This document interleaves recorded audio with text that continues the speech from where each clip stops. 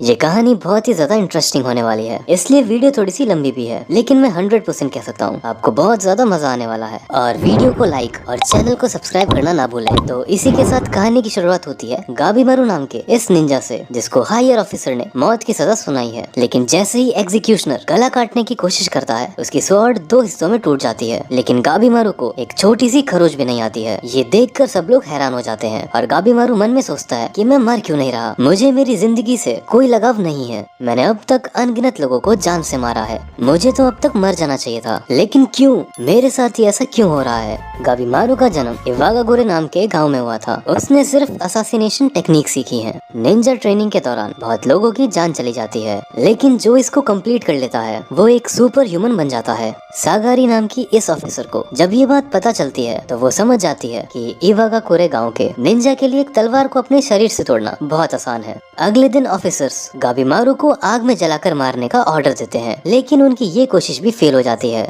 जब गाबीमारू पैदा हुआ था तो गांव के चीफ ने उसके मम्मी पापा को मारकर उसे अडॉप्ट कर लिया था। निंजा बनने के बाद वो पैसों के लिए लोगों को मारता था। एक दिन उसने गांव छोड़ने की कोशिश की और एक मिशन में उसके साथियों ने उसे धोखा दे दिया, जिसकी वजह से वो पकड़ा गया। उसका मानना है कि ये सब गांव के चीफ का प्लान था, क्योंकि किसी को भी गांव से बाहर जाने की परमिशन नहीं थी। अगले दिन ऑफिसर्स भैंसों का इस्तेमाल करके गाबीमारू को मारने की कोशिश करते हैं। इस मेथड से एक आदमी 2 हिस्सों में फट जाता है, लेकिन जब भैंसों को दौड़ाया जाता है तो गाबीमारू जोर लगाकर रस्सी को अपनी तरफ खींच लेता है, जिससे ये मेथड भी फेल हो जाता है। ये सब देखकर सागरी उससे पूछती है कि अगर तुम जीना नहीं चाहते तो तुम मरने से अपने आप को क्यों रोक रहे हो, आखिरकार तुम अपने गाँव को क्यों छोड़ना चाहते थे। जवाब में गाबीमारू कहता है कि मैं अपने गाँव में बेस्ट था, चीफ मुझे बहुत ज्यादा पसंद करते थे, इसलिए उन्होंने अपनी बेटी की शादी मुझसे करवा दी, लेकिन मुझे उनकी बेटी बिल्कुल भी पसंद नहीं थी। उसने मेरी जिंदगी उलट पुलट कर दी। वो मुझे बात बात पर चीजें समझाती थी, जैसे कि दिन में एक बार प्रार्थना करो, खाना खाने से पहले भगवान को शुक्रिया अदा करो, वगैरह वगैरह। मैं उससे तंग आकर गाँव छोड़ना चाहता था और जाने से पहले चीफ ने मुझे एक आखिरी काम करने को कहा, लेकिन ये सब उनकी एक चाल थी मुझे पकड़वाने की। मुझे ये भी पता था कि अगर मैं बचकर भाग भी गया तब भी गाँव के लोग मेरा पीछा करते रहेंगे। चीफ से पंगा लेना मेरी सबसे बड़ी गलती थी, इसलिए मैंने हार मान ली।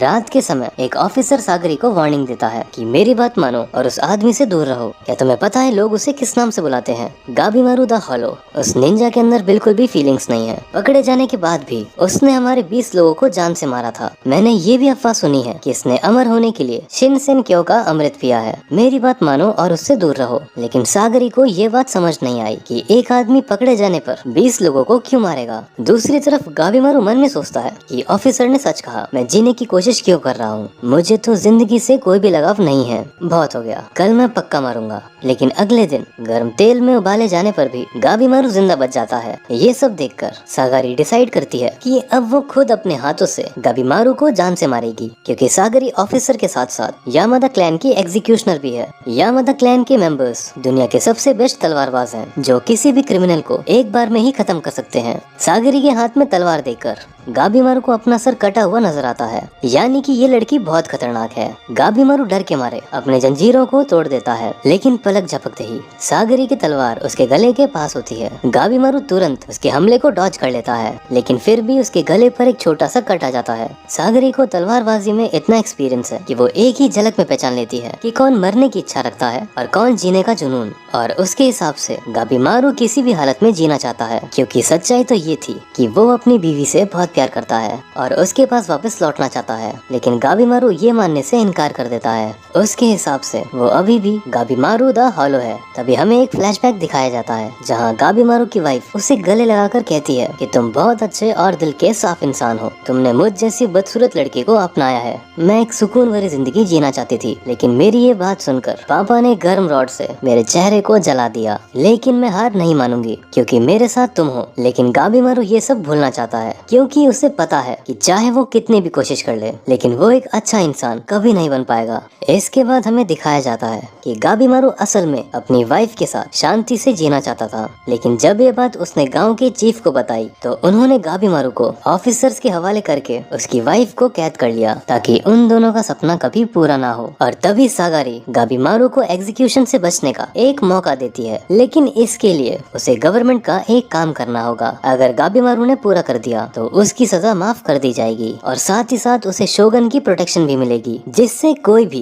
उसे और उसकी वाइफ को तंग नहीं करेगा। और उसका मिशन है शिनसेंक्यो जाकर एलिक्सर ऑफ लाइफ को लाना, एक ऐसी जगह जिसे लोग जन्नत भी कहते हैं। इससे पहले भी बहुत से लोगों को वहाँ पर भेजा था, लेकिन कोई भी जिंदा वापस नहीं आया। अगर कोई चीज लौटी है तो वो थी उनकी लाश, जिसमें से बहुत सारे फूल उगे हुए थे। जब गवर्नमेंट ऑफिशियल्स को ये बात पता चली तो उन्हें यकीन हो गया कि एलिक्सर ऑफ लाइफ सच में है, और उसे हासिल करने के लिए गवर्नमेंट ने ऑर्डर दिया कि क्रिमिनल्स के ग्रुप को उस आइलैंड में भेजा जाएगा, और जो भी एलिक्सर ऑफ लाइफ के साथ वापस लौटेगा उसकी सजा माफ कर दी जाएगी। गाबीमारू की वाइफ इवागाकुरे गांव में उसके लौटने का इंतजार कर रही है। अगर गाबीमारू को अपना सपना पूरा करना है तो उसे इस मिशन को एक्सेप्ट करना होगा, लेकिन वो गैंडा ऑफिसर गाबीमारू को जान से मारना चाहता है और उसे छोड़ने से मना कर देता है। गाबीमारू गवर्नमेंट के मिशन को एक्सेप्ट कर लेता है और इन नमूनों से छुटकारा पाने के लिए एसाइटिक ब्लेज नाम की निंजा टेक्निक का इस्तेमाल करता है। इसके बाद हमें सागरी की बैक स्टोरी दिखाई जाती है। एक दिन सागरी के पापा, जो कि एक एग्जीक्यूशनर होते हैं, उनको एक स्टोरी टेलर को कहानी सुनाते समय जान से मारने को कहा जाता है। सागरी के पापा उस इंसान का गला इतनी आसानी से काट देते हैं कि स्टोरी टेलर को पता भी नहीं चलता कि उसका गला कट चुका है,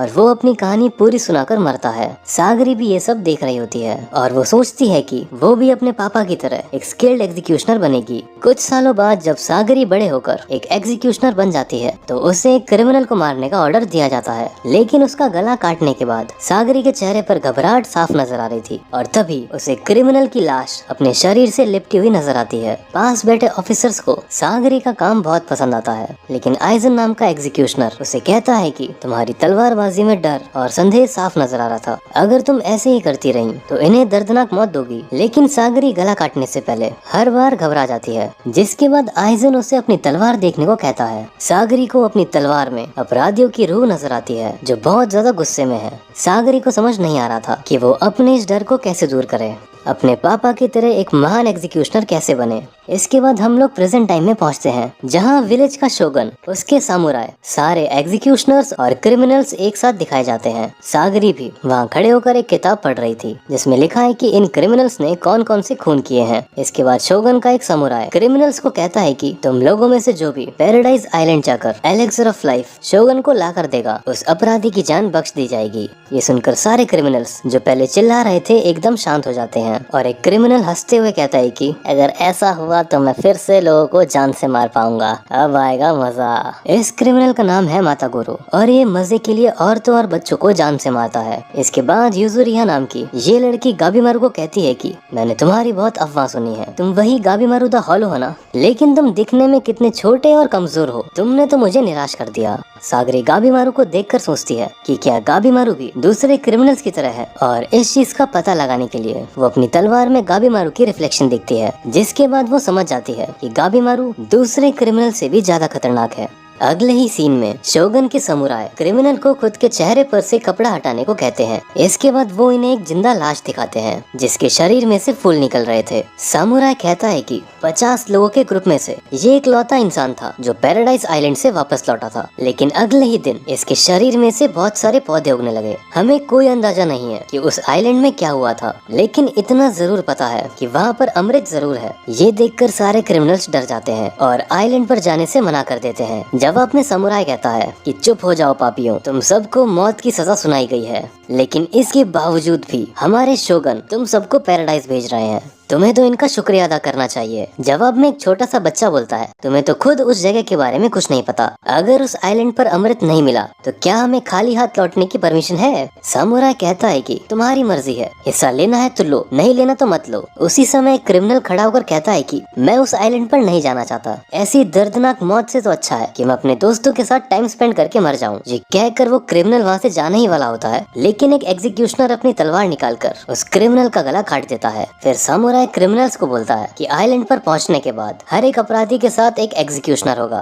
अगर तुम लोगों ने भागने की कोशिश की या फिर होशियार बनने की कोशिश की तो ऑन द स्पॉट मारे जाओगे, बिना अपने एग्जीक्यूशनर के साथ तुम वापस नहीं लौट सकते। और हाँ, एक आखिरी बात, पैराडाइज आइलैंड जाने वाली बोट में इतने सारे लोगों के लिए जगह नहीं है, इसलिए तुम्हें अपनी संख्या कम करनी होगी। ये सुनते ही येलो बाल वाला क्रिमिनल दूसरे क्रिमिनल का गला घोटकर उसे मार देता है और कहता है कि वो लोग चाहते हैं कि हम एक दूसरे को जान से मार दें। और इसी के साथ मौत का भयानक खेल शुरू हो जाता है। क्रिमिनल्स एक दूसरे को लात घूंसों से मारने लगते हैं, पत्थर से सर फोड़ने लगते हैं और तो और सामने वाले की आंखें नोच लेते हैं। ये सब देखकर शोगन कहता है कि मैं हमेशा से ऐसी लड़ाई के मजे लेना चाहता था, आजकल ये सब देखने को कहाँ मिलता है। वैसे मुझे ये बताओ, इनमें से सबसे खतरनाक अपराधी कौन से हैं? जवाब में समुराई अपनी किताब निकाल कर कहता है कि जिनके भी नाम पर रेड सील लगाई गई है उन सभी क्रिमिनल्स के पास सुपर ह्यूमन स्ट्रेंथ है। सबसे पहले है आजा चोबी। ये छोटी सी उम्र में ही बेरहम लुटेरों का लीडर बन गया था। तामिया, एक ऐसा लेजेंड तलवारबाज जिसे द ब्लेड ऑफ ड्रैगन भी कहा जाता है। अगली है युजुरिया, एक ऐसी निंजा जिसने अकेले ही किले के सभी सिपाहियों को ठिकाने लगा दिया था। रोकुरोता, एक ऐसा पहलवान जिससे न तलवार मार सकती है और ना ही कोई भाला। और आखिर में आता है सबसे बेरहम असासिन, गाबिमारू द हॉलो।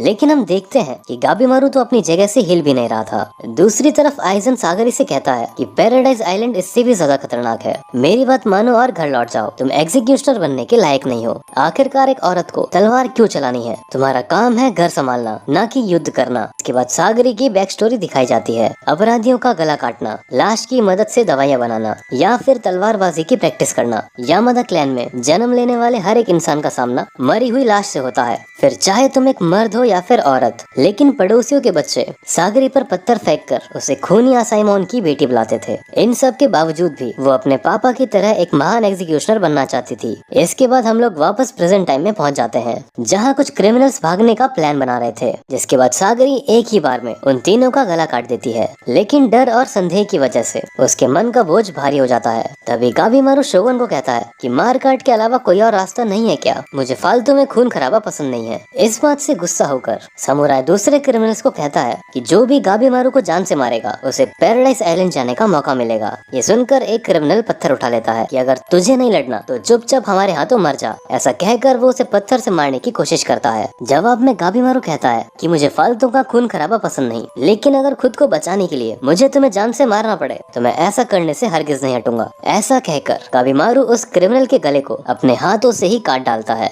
गाबिमारू उन सबको इतनी दर्दनाक मौत दे रहा था कि यामादा क्लैन के एग्जीक्यूशनर, समुराई और यहाँ तक कि शोगन के भी पसीने छूट जाते हैं। गाबिमारू के बेरहम तरीके को देखकर सागरी को एक चीज समझ आ चुकी थी कि उसे लोगों को मारने की ताकत नहीं चाहिए, बल्कि उन्हें मारकर जो गिल्ट महसूस होता है उसे सहने की शक्ति चाहिए। मौत के तांडव के बाद सिर्फ 10 लोग ही जिंदा बच पाते हैं, जो कि यामादा क्लैन के एग्जीक्यूशनर के साथ आइलैंड पर जाएंगे। और इनके नाम है आजा चोबी, तामिया, नूरुगाई, होरुबो, गाबिमारू, आकागिनु, युजुरिया, माकिया और रोकुरुता। कुछ दिनों की जर्नी के बाद ये लोग फाइनली शिनशिन की ओर पहुंच जाते हैं। इसके बाद हमें गाबिमारू के बचपन का फ्लैशबैक दिखाया जाता है, जहां बहुत सारे निंजा एक साथ गांव के चीफ पर हमला कर रहे थे। वो उन पर तीर, भाले और यहाँ तक कि निंजा ब्लेड से भी हमला कर रहे थे, लेकिन अंदरूनी हिस्से बाहर आने के बावजूद भी वो एक डीमन की तरह हंस रहे थे। ऐसा कहा जाता है कि गाँव के चीफ कुछ साल पहले एक आइलैंड पर गए थे, जहाँ उन्होंने अमर बनने के लिए एक खास तरह का अमृत पिया था। इसके बाद सीन शिफ्ट होता है प्रेजेंट टाइम में, जहाँ गाबिमारू बोट से उतरकर सागरी को बताता है कि एलिक्सर ऑफ लाइफ सच में है।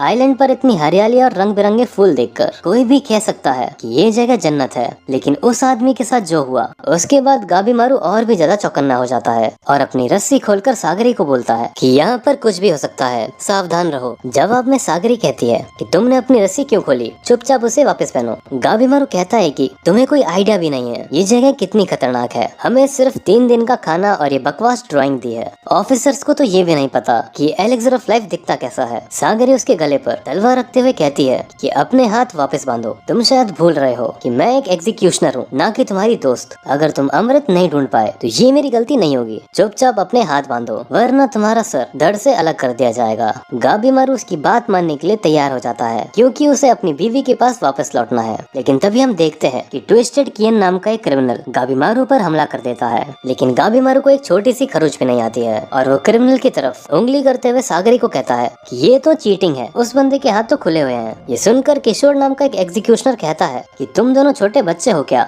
आपस में बहस करने से अच्छा है कि मिलजुल कर काम करो। सागरी, तुम्हारी इसी ईमानदारी की वजह से तुम्हारी रैंक सबसे कम है। ट्विस्टेड कियन गाबीमारू को कहता है कि मैं देख रहा हूँ तुम काफी देर से मुझे इग्नोर कर रहे हो, बहुत हो गया, अब तुम मेरे हथियारों का स्वाद चखोगे। तुम्हारे खून से नहाकर इन हथियारों की चमक और भी ज्यादा बढ़ जाएगी। जवाब में गाबीमारू कहता है कि तुम थोड़े संकी हो क्या, अगर हम लड़ने में टाइम वेस्ट करेंगे तो बाकी लोग हमसे आगे निकल जाएंगे। कियन कहता है कि इसलिए तो मैं तुमसे लड़ना चाहता हूँ, तुम सबको मारकर मैं आराम से अमृत को ढूंढूंगा। कीशो कहता है कि तुम दोनों को जो करना है जल्दी करो, मुझे घर जाकर चाय भी पीनी है। कियन तेजी से गाबीमारू की तरफ बढ़ने लगता है। दूसरी तरफ गाबीमारू जैसे ही उसे लड़ने के लिए तैयार हो जाता है, सागरी उसे हाथ बांधने को कहती है। हे भगवान, ये लड़की कितनी जिद्दी है। इतने में ही कियन उस पर हथियारों की बारिश कर देता है। देखकर तो लग रहा था कि गाबीमारू को बहुत चोटें आई होंगी, लेकिन वो तो अपना टाइम लेकर मस्त रस्सी बांधने लगता है। ये देखकर कियन को अपनी बेइज्जती महसूस होने लगती है, जिसके बाद वो एक भाले से उस पर हमला करता है। लेकिन अब खेलने का समय पूरा हो चुका था, जिसके बाद गाबीमारू उसकी वो हालत करता है कि कैमरामैन वो सीन दिखा भी नहीं सकता। ट्विस्टेड कियन की हार के बाद एग्जीक्यूशनर उसका गला काटकर वापस घर जाने लगता है। गाबीमारू उससे पूछता है कि क्या तुम मुझसे लड़ना नहीं चाहते, जिसके जवाब में कीशो कहता है कि हम दोनों ना ही दुश्मन हैं और ना ही दोस्त। अपराधी के मरने के बाद मुझे बस उसका गला काटकर वापस लाना है। चलो फिर मैं चलता हूँ, घर जाकर मस्त गरम गरम चाय पीऊंगा। सागरी उसे कहती है कि इस आइलैंड पर 50 लोग लापता हुए थे, तो लौटते समय अपना ध्यान रखना। जवाब में कीशो कहता है कि तुम्हें अपनी चिंता करनी चाहिए, ना कि मेरी। अगर तुम्हें ये लगता है कि इसके हाथ बांधकर तुम सुरक्षित हो, तो तुमसे बड़ा बेवकूफ मैंने आज तक नहीं देखा। मैं तो अपने आप को लकी मानता हूँ कि इस मुसीबत से जल्दी छुटकारा मिल गया। यहाँ पहुँचते ही मैंने बहुत सारी चीजें देख ली। कुछ लोग तो बोट पर ही अपने कंपटीशन कम करने लग गए, कुछ लोग दूसरों के साथ मिलकर टीम अप करने लगे। इन क्रिमिनल्स ने आज तक सोसाइटी के एक भी रूल को फॉलो नहीं किया। इन्हें दूसरों की कोई परवाह नहीं। अपने आप को बचाने के लिए ये किसी भी हद तक जा सकते हैं। तुम जो इतने रूल्स फॉलो करती हो, उसका यहाँ पर कोई फायदा नहीं। इस मिशन का एक लौता मकसद है, वो अमृत हासिल करना, बाकी चीजें बाद में आती हैं। सामुराई और शोगन भी यही चाहते हैं कि हम इस मिशन को पूरा करें, फिर चाहे उसके लिए कानून तोड़ना पड़े या किसी की जान लेनी पड़े। वैसे भी रूल्स तब बनाए जाते हैं जब तुम्हें पता हो कि सब उसे फॉलो करेंगे, और इस आइलैंड पर ऐसा हरगिज नहीं होने वाला।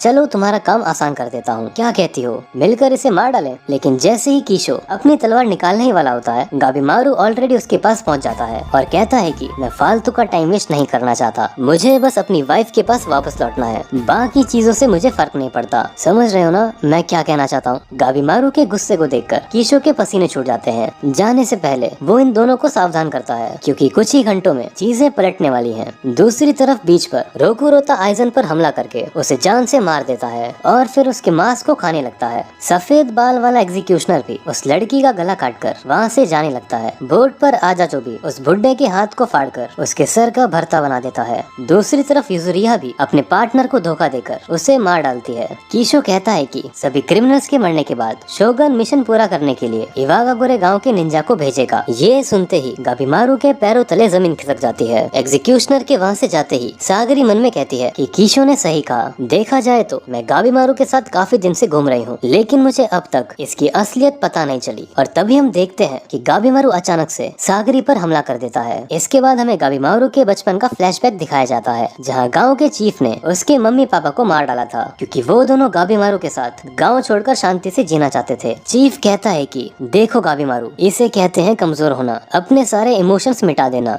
वरना अपने करीबियों को कभी भी नहीं बचा पाओगे। तुम्हें इस गांव का सबसे ताकतवर निंजा बनना है। इसके बाद वापस हम लोग प्रेजेंट टाइम में पहुंच जाते हैं, जहां दोनों एक दूसरे से लड़ रहे थे। सागरी उसे कहती है कि मुझे चोट पहुंचाना रूल्स के खिलाफ है। जवाब में गाबीमारू कहता है कि तुमने शायद अपने साथी की बात नहीं सुनी। इस मिशन का असली गोल है अमृत हासिल करना। अगर मेरे गाँव के निंजा यहाँ पर आ गए तो सबकी बैंड बच जाएगी। उनके आने से पहले मुझे किसी भी हालत में अमृत को ढूंढना होगा। मुझे तुमसे कोई पर्सनल दुश्मनी नहीं है, लेकिन तुम फिलहाल मेरे रास्ते का कांटा हो, इसलिए मुझे तुम्हें जान से मारना ही पड़ेगा। सागरी समझ गई थी कि गाबीमारू बहुत ही खतरनाक इंसान है। अपने आप को बचाने के लिए उसकी जान लेनी जरूरी है, लेकिन पता नहीं क्यों सागरी उसे मारना नहीं चाहती।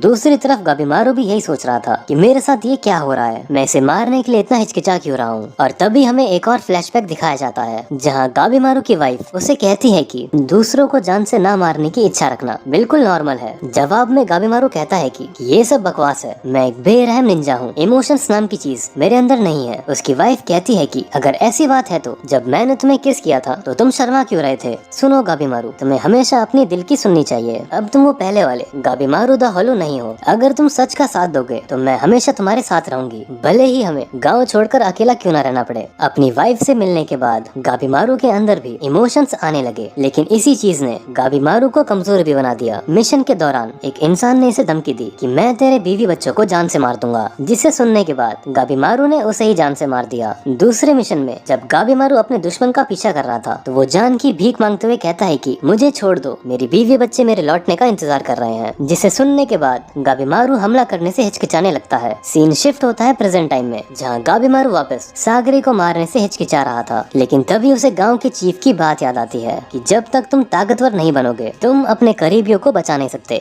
जिसके बाद गाबिमारू अपने इमोशंस को दूर फेंक देता है और सागरी की तलवार तोड़कर उसे जान से मारने के लिए तैयार हो जाता है। गांव की चीफ की बातें गाबिमारू को पूरी तरह से हावी करने की कोशिश कर रही थी, लेकिन उसके प्यार की ताकत नफरत से भी ज्यादा बड़ी थी। सागरी उसके चेहरे को देखकर समझ जाती है कि गाबिमारू बदलने की कोशिश कर रहा है, लेकिन उसकी परवरिश उसे ऐसा करने से रोक रही है। गाबिमारू रोते हुए कहता है कि मैं इतना कमजोर बन चुका हूँ, अगर ऐसा ही चलता रहा तो मैं कभी भी अपनी वाइफ से नहीं मिल पाऊंगा। सागरी कहती है कि तुम्हारे आंसू कमजोरी नहीं बल्कि ताकत का सबूत है, कुछ ना महसूस करना बिल्कुल मौत के बराबर है। जीना उसे कहते हैं जब तुम अपने दिल की सुनते हो। गाबिमारू, अगर तुम्हें अपने किए पर पछतावा है तो सच का सामना करो, अपने प्यार के लिए लड़ो, मुझे यकीन है कि तुम ऐसा कर सकते हो क्योंकि अब तुम गाबिमारू द होलो नहीं हो। दूसरी तरफ तामिया और उसके एग्जीक्यूशनर को इंसान की बनी हुई अजीब सी मूर्तियां नजर आती हैं और तभी एक कीड़ा उसके हाथ को काट लेता है और भाई साहब उस कीड़े का मुंह बिल्कुल एक इंसान जैसा था। ये देखते ही तामिया तुरंत तलवार से अपने हाथ को काट लेता है, जिसके बाद उसके कटे हुए हाथ से फूल उगने लगते हैं, बिल्कुल वैसे ही जैसे उस इंसान का हाल हुआ था। लेकिन ये तो सिर्फ शुरुआत थी। उस आइलैंड पर अचानक से एक बड़ा सा मॉन्स्टर आ जाता है जिसकी आंखों से हाथ निकल रहे थे और तो और झाड़ियों से अजीब तरह के सेंटीपीड्स निकलने लगते हैं। दूसरी तरफ गाबिमारू और सागरी का सामना मछली के मुंह वाले मॉन्स्टर से होता है। इसके बाद हमें तामिया का फ्लैशबैक दिखाया जाता है जहाँ वो एक लॉर्ड से मिलने के लिए उसके मेंशन में जाता है। इस लॉर्ड के सरनेम में ड्रैगन आता है, इसलिए उसके मेंशन के गेट पर ड्रैगन की तस्वीर बनाई थी। लेकिन बात करते समय लॉर्ड मजाक मजाक में ही कह देता है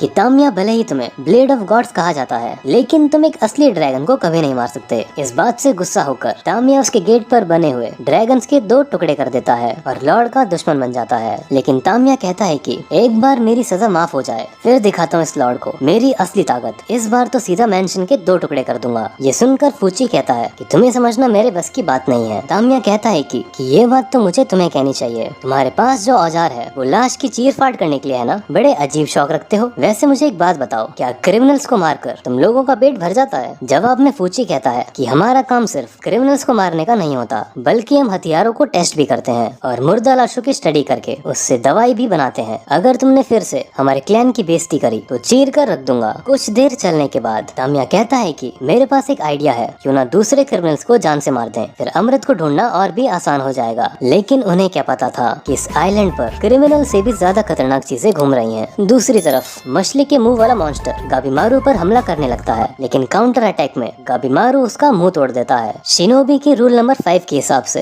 एक निंजा को कभी भी अनजान दुश्मनों से पंगा नहीं लेना चाहिए, इसलिए गाबिमारू के मन में भागने का ख्याल आता है। लेकिन तभी अचानक से वो मॉन्स्टर गाबिमारू को पकड़कर यहाँ वहाँ फेंकने लगता है। इतनी देर से गाबिमारू को एक खरोच भी नहीं आई थी, लेकिन इस मछली के मुंह वाले मॉन्स्टर ने चुटकियों में इसकी बैंड बजा दी। गाबिमारू सागरी को कहता है कि हमें यहाँ से भागना होगा, मुझे कुछ ठीक नहीं लग रहा है। लेकिन भाई साहब, तभी अचानक से बहुत सारे मॉन्स्टर उन्हें चारों तरफ से घेर लेते हैं, यानी कि सिर्फ अब एक ही रास्ता है, मारो या मरो। गाबिमारू असाइटिक ब्लेस का इस्तेमाल करके उन मॉन्स्टर को मारने लगता है। दूसरी तरफ सागरी ये सब देखकर मन में कहती है कि कुछ पलों में सब कुछ उलट पुलट हो गया, ये जगह आखिर है क्या? सागरी अपने ख्यालों में इतना ज्यादा खो गई थी कि कुछ सेंटीपीड्स उसके पैरों को पकड़ लेते हैं और एक बड़ा सा मॉन्स्टर सागरी पर हमला करने ही वाला होता है, लेकिन गाबिमारू सही समय पर आकर उसे बचा लेता है। और तभी हम देखते हैं कि युजुरिहा और 2 नए एग्जीक्यूशनर वहाँ पर पहुंचकर बाकी मॉन्स्टर्स को ठिकाने लगा देते हैं। गाबिमारू ये सब देखकर कहता है कि तुम्हें हमारी मदद करने की जरूरत नहीं है, पता है ना हम दोनों एक दूसरे के दुश्मन हैं। जवाब में युजुरिहा कहती है कि ऐसा मत कहो हैंडसम, मुझ जैसी नाजुक कली को तुम जैसे हीरो की जरूरत है, क्यों ना हम दोनों साथ मिलकर काम करें। लेकिन गाबिमारू उसका हाथ मरोड़कर कहता है कि तेरी ये चाल मुझ पर काम नहीं करेगी चुड़ैल, क्योंकि मैं भी एक निंजा हूँ। सागरी उससे पूछती है कि तुम्हारे साथ 2 एग्जीक्यूशनर क्या कर रहे हैं? जवाब में गांजी नाम का एग्जीक्यूशनर कहता है कि मैं मोरोमाकिया के साथ था, लेकिन इस लड़की ने उसे धोखा देकर मार डाला। मैंने डिसाइड किया कि इस लड़की को संभालना एक एग्जीक्यूशनर के बस की बात नहीं है, इसलिए मैं भी इस पर नजर रखूंगा। यूजुरिया कहती है कि यहाँ पहुँचते टाइम हमारा सामना बहुत सारे मॉन्स्टर से हुआ। ये जगह बहुत ज्यादा ही खतरनाक है, हमें जल्द से जल्द उस अमृत को ढूंढकर इस आइलैंड से निकलना होगा। क्या कहते हो गाबीमारू? लेकिन गाबीमारू वापस उसका हाथ मरोड़कर कहता है, मुझे इस लड़की पर बिल्कुल भरोसा नहीं। यूजुरिया उसे दबोच कर कहती है कि भरोसा करने के लिए हम छोटे बच्चे नहीं हैं। अमृत ढूंढने के बाद भी हम दोनों में से कोई एक ही आजाद हो पाएगा, तो क्यों ना तब तक हम एक दूसरे का इस्तेमाल करें। या फिर कहीं ऐसा तो नहीं कि तुम मुझसे कहीं डर तो नहीं गए? गाबीमारू दाहलो। गाबीमारू उसके चंगुल से छूट जाता है और पूछता है कि तुम्हारे साथ काम करके मेरा क्या फायदा। यूजुरिया कहती है कि तुम हमें अपनी ताकत दो और हम तुम्हें जानकारी देंगे। एक एग्जाम्पल देती हूँ, जैसे तुम्हें लग रहा होगा कि इस आइलैंड पर मॉन्स्टर हमारे लिए सबसे बड़ा खतरा है, लेकिन असल में उनसे भी ज्यादा खतरनाक है यहाँ के कीड़े, जिनका चेहरा बिल्कुल एक इंसान की तरह है। इनके पंखों में जहर की मात्रा बहुत ज्यादा है और अगर इन्होंने तुम्हें काट लिया तो तुम्हारी हालत बिल्कुल उस आदमी की तरह हो जाएगी। दूसरी तरफ अगर सेंटीपीड्स की बात करें तो तुम्हें उनसे डरने की जरूरत नहीं है, वो सिर्फ मरी हुई लाशों को खाते हैं। गाबीमारू पूछता है कि तुम्हें ये सब कैसे पता चला, जिसके जवाब में यूजुरिया कहती है, मैंने माकिया को बकरा बनाकर उस पर ये सब एक्सपेरिमेंट्स किए थे और काम निकलने के बाद उसे जान से मार डाला। सेंटा नाम का एग्जीक्यूशनर कहता है कि इस आइलैंड पर हमें 2 स्टैचू दिखे और मॉन्स्टर्स के गले में जो ताबीज थी वो काफी हद तक बुद्धिस्ट और टार्ड कल्चर से मेल खाते हैं। और तो और इन मॉन्स्टर्स की बनावट और अंदरूनी हिस्से भी बिल्कुल एक इंसान की तरह हैं। यूजुरिया कहती है कि हम सबको मिलकर काम करना चाहिए। मैं वादा करती हूँ कि जो भी इंफॉर्मेशन मुझे मिलेगी मैं तुम सबके साथ शेयर करूंगी। गाबीमारू पूछता है कि तुम जीने के लिए इतनी बेताब क्यों हो? यूजुरिया कहती है कि जीने के लिए कोई वजह थोड़ी ना चाहिए, मैं अभी भी खूबसूरत और जवान हूँ, मुझे तो अभी पूरी दुनिया देखनी है। लेकिन शायद तुम समुराय ये सब बात नहीं समझ पाओगे, जो एक मतलबी शोगन के लिए अपनी जान देने को भी तैयार है। गाबीमारू यूजुरिया से एक आखिरी सवाल पूछता है, तुमने असलियत में मोरो माकिया के साथ क्या किया? जिसके जवाब में यूजुरिया घूरते हुए कहती है कि मैंने उसके साथ कुछ भी नहीं किया। तुम्हें दूसरों की जान के बारे में इतनी फिक्र नहीं होनी चाहिए, वरना फालतू की मौत मरोगे। जब वो दोनों आपस में बात कर रहे थे तो सागरी को अचानक से चक्कर आने लगते हैं और कुछ देर बाद वो जमीन पे गिर जाती है। इसके बाद सीन शिफ्ट होता है आजाचोबी और तोमा के एग्जीक्यूशनर पर, जो कि मॉन्स्टर से लड़ रहे होते हैं। आजाचोबी की ताकत देखकर तोमा खुश होने लगता है, क्योंकि असल में ये दोनों सगे भाई हैं। आजाचोबी की सबसे बड़ी ताकत थी कठिन चुनौतियों में अपने आप को ढालना। बचपन में मम्मी पापा के गुजरने के बाद भी आजाचोबी कभी रोया नहीं। लुटेरों से सामना करने के बावजूद भी इसने उन सबको अपने कंट्रोल में ले लिया और उनका लीडर बन गया। शिनोबी के समुराई से पकड़े जाने के बावजूद भी इसने सिचुएशन को भाप लिया और तोमा को अकेले भागने को कहा ताकि वो बाद में आकर इसे बचा सके। तोमा यामादा क्लैन के अंदर घुसकर 1 महीने में ही उनका ऑफिशियल मेंबर बन गया, जिसके बाद उसने अपने भाई आजाचोबी को उनके चंगुल से छुड़ा लिया। इसके बाद हम लोग वापस लड़ाई पर आते हैं। मॉन्स्टर्स की तादाद बढ़ती जा रही थी, इसलिए आजाचोबी अपने भाई तोमा को भागने को कहता है, पर तभी एक मॉन्स्टर तोमा के बाल पकड़ लेता है। आजाचोबी अपने भाई की तरफ देखता है और फिर बिना उसकी मदद किए वहाँ से भाग जाता है। तोमा मन में सोचता है कि मेरे भाई ने मुझे अकेला इसलिए छोड़ दिया क्योंकि मैं उसकी तरह मुश्किल हालात में अपने आप को नहीं ढाल सकता। मेरे जैसे लोग इस धरती पर सिर्फ एक बोझ हैं। लेकिन तभी आजाचोबी मॉन्स्टर्स को उन्हीं के हथियारों से मारने लगता है। यानी कि आजाचोबी ने अपने भाई को अकेला नहीं छोड़ा था, बल्कि वो एक हथियार ढूंढने गया था। एक मॉन्स्टर आजाचोबी पर हमला कर देता है और कहता है कि खून करना पाप है, और बाकी मॉन्स्टर्स भी उन्हें घेर लेते हैं और कहते हैं कि दूसरों को चोट नहीं पहुंचानी चाहिए। ये देखकर दोनों के होश उड़ जाते हैं और तोमा कहता है कि भाई ये मॉन्स्टर्स तो बोल सकते हैं, कहीं ऐसा तो नहीं कि ये आइलैंड जन्नत नहीं बल्कि नर्क है जहाँ हमें अपने पापों की सजा मिल रही है। लेकिन तभी आजाचोबी गुस्से में आकर उन मॉन्स्टर्स को मारने लगता है और कहता है कि मैं इन सब बकवास से तंग आ चुका हूँ, मैं खुद का राजा हूँ, मैं खुद ही भगवान हूँ, जो मेरा मन करेगा मैं वो करूँगा। इसके बाद हमें उनके बचपन का एक फ्लैशबैक दिखाया जाता है। ये लोग असल में एक समुराई क्लैन से थे, लेकिन इनके लॉर्ड ने एक अपराध किया था जिसकी सजा इनके क्लैन को भी भुगतनी पड़ी और इनके पापा को मौत की सजा सुनाई गई। अनाथ होने के बाद ये दोनों चोरों की जिंदगी जी रहे थे। तोमा को रोते हुए देखकर आजाचोबी कहता है कि लड़कियों की तरह रोना बंद करो, अगर दूसरों को अपनी कमजोरी दिखाओगे तो मारे जाओगे। तुम्हारा भाई अभी भी जिंदा है, अगर तुम भटक भी गए तो मैं तुम्हें सही रास्ता दिखाऊंगा, मुझ पर भरोसा रखो। इसके बाद हम लोग प्रेजेंट टाइम में आ जाते हैं, जहाँ आजाचोबी कहता है कि अगर इस आइलैंड पर मॉन्स्टर है तो अमृत भी जरूर होगा। मैंने सोच लिया है, हम दोनों मिलकर मॉन्स्टर्स और क्रिमिनल्स को जान से मार देंगे, फिर हमें अमृत ढूंढने से कोई नहीं रोक सकता। हम दोनों वो अमृत खुद पी लेंगे, फिर तो यहाँ तक कि यमराज भी हमें नहीं सिखा सकता कि जीना कैसे है।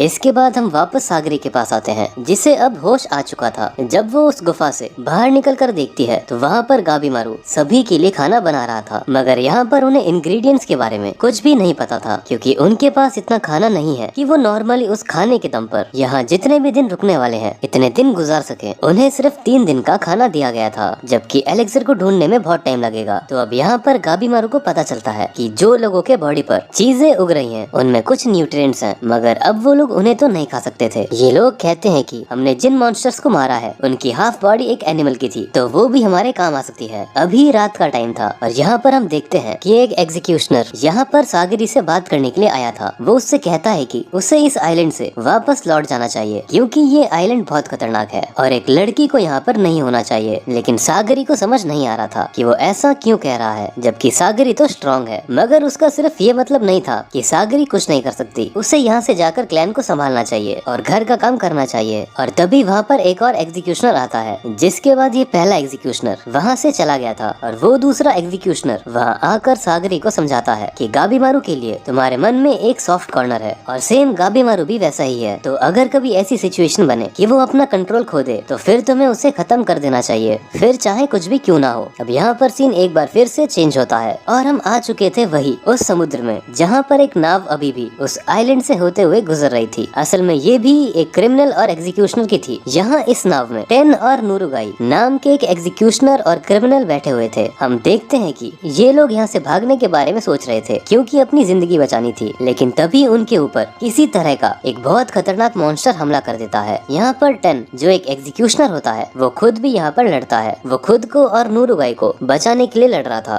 और फाइनली वो उस मॉन्स्टर को हरा देता है। लेकिन उसकी हालात बहुत खराब हो चुकी थी और ना चाहते हुए भी उन्हें उस आइलैंड पर आना पड़ा और अब वो वहाँ से भाग नहीं सकते थे, इसलिए उनकी लास्ट होप थी वो एलेक्सर ऑफ लाइफ। वैसे यहाँ पर टेन को पता चलता है कि जो नूरुगाई है वो असल में एक लड़की है। इसके बाद सीन शिफ्ट होता है गाबीमारू और सागरी पे, जो वहाँ बैठकर बात कर रहे थे। वैसे बाद में हम अगले सीन में देखते हैं कि वो जो मास्टर थे जिन्होंने कहा था कि सागरी को वापस लौट जाना चाहिए, वो यहाँ पर अभी सागरी से बात कर रहे थे। इस दौरान उन पर कोई हमला कर देता है, उन्हें बहुत खतरनाक चोट लग जाती है। ये अटैक जिसने भी किया था वो एक बहुत ही खतरनाक क्रिमिनल था और लोग इसे जायंट कहकर बुलाते थे। इसने पहले ही अपने एग्जीक्यूशनर को मार दिया था। इसके बारे में कहा जाता है कि ये बचपन से ही इतना स्ट्रॉन्ग था, उसकी बॉडी बचपन में ही जायंट की तरह बड़ी हो गई थी। अब यहाँ पर वो जायंट सागरी पर भी हमला करने वाला था, लेकिन इसी दौरान गाबीमारू वहाँ पर आ जाता है और उसे लात मारते हुए बहुत दूर फेंक देता है। हम देखते हैं कि यहाँ पर सागरी उस सीनियर एग्जीक्यूशनर की चोट पर कपड़ा बांध रही थी, लेकिन उसे इतनी चोट लग गई थी कि उसका ब्लड रुक ही नहीं रहा था और वो जानता था कि वो बच नहीं सकता। इसलिए वो अपनी तलवार सागरी को देते हुए कहता है कि तुम इसे रखो